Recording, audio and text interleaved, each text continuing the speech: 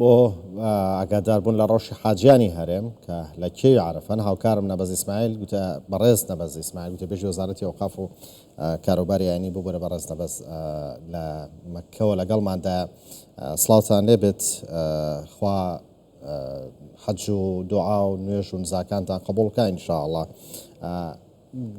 قورسترین بەشی بە جێگەیاندنی فەریزەی حەجەوەی تیایدا زۆر حاجیان ماندووە بن ئێستایە یان کەیە؟ بەناوخوای بەخشندەی میرەبان بڵێ قورسترین جێبەجێکردنی ئەرک و واجباتی حەج ئەمڕۆیە کە مانەوەیە لە چێوی عەرەفە لە دوێنێشەوە حاجیانی هەرێمی کوردستان لە چێوی عەرەفە ماونەتەوە.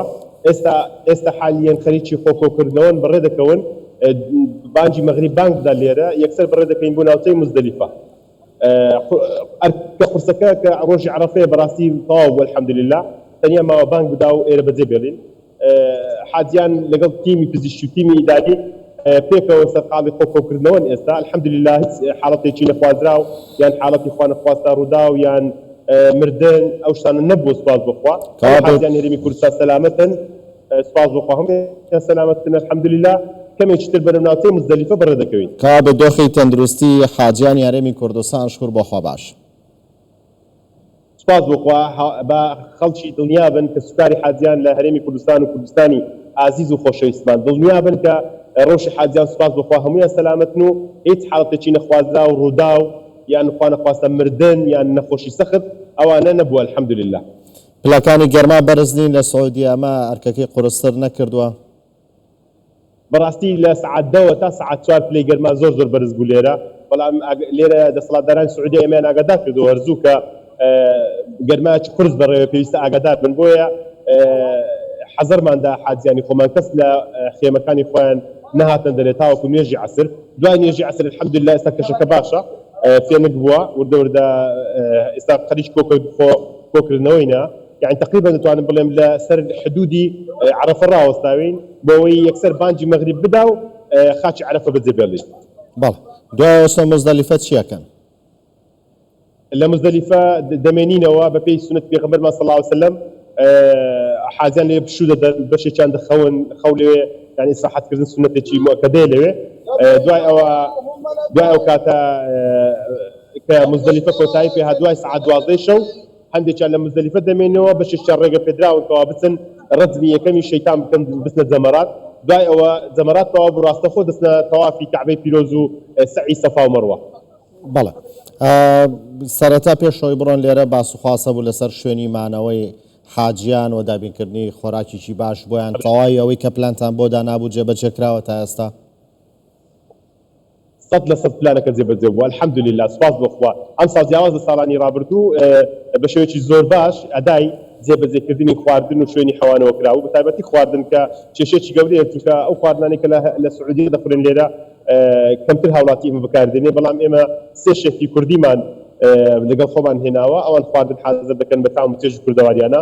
سپاس بخوا ئەوەی کەوا هەبووە لە ماوەی ڕابردوو خزمەتکردنی حاجیان لە ئاستێکی زۆر پێویستدا بووە، ئەوەی ڕای چاودێری بەردەوامی تیمەکانی ئێمە لە هەردوو بەڕێوەبەرایەتی گشتی حەج و عومرە و تیمی وەزارەتی ئەوقاف و کاروباری ئاینی و بەگشتی پێکەوە و هەروەها تیمێکی تری پزیشکان و ئەوانە هەموو هۆکار بۆ ئەوەی حاجی حەز بە ڕاحەیەکی نەفسی بکات لێرە الحەمدولله سپاس بخوا.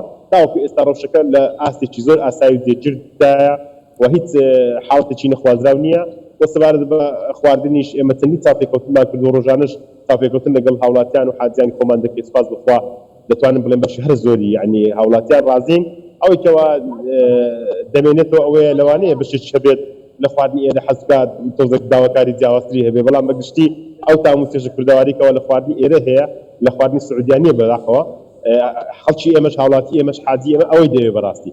بۆیە سپاس بخوا تا ئێستا ڕازی بوون الحەمدولله ڕەزامەند بوون و ڕۆژانی داهاتووش ئێمە خزمەتمان ماوە چونکە سێ ڕۆژتری واجباتمان ماوە کە سێ ڕۆژەکە تەواو بوویتر هەموویان دەگەڕێنەوە هۆتێل و لەوێ خزمەت دەکرێن. لە مینا خواردن دابین کراوە، لە عەرەفە خواردن دابین کراوە، لە هەموو شوێنەکان خواردن و تیم پزیشکی یاوەری حاجیانە.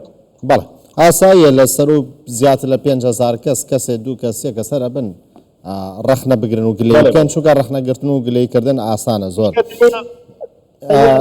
سوێرە کەمە یافەی زیادە هەبوو شێواز دەگەرنا بەگشتی نەخێر هیچ ڕەخنەیەک نییە و سێژەمە خواردنی زۆر مرەتەب و ڕێکپێک حەزر کراوە.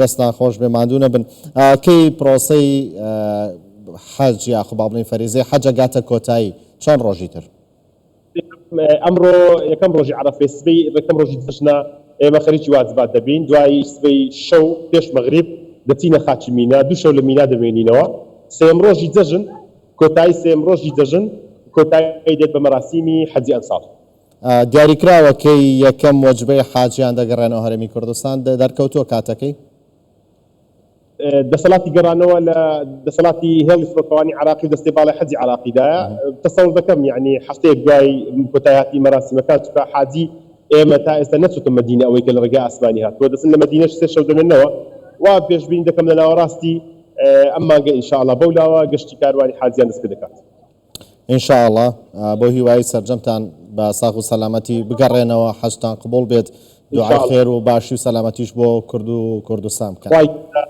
خوای گەورە ئێوە سەلامەت بکات کوردستان سەلامەت بکات خاچی پیرۆزمان سەلامەت بکات خوای گەورە هەموو کوردستان هەر لە خۆشی و ئاشتی و کامەرانی دابن هەر سەرفراز بن و زەشتان پیرۆز ئامین ئینشاءڵڵا لێوەش پیرۆز بێت زۆر سپاس بەڕێز نەبەز ئیسماعیل گوتە بێژ وەزارەتی ئەوقاف و کاروباری یانی حکومەتی هەرێمی کوردستان لە مەککەوە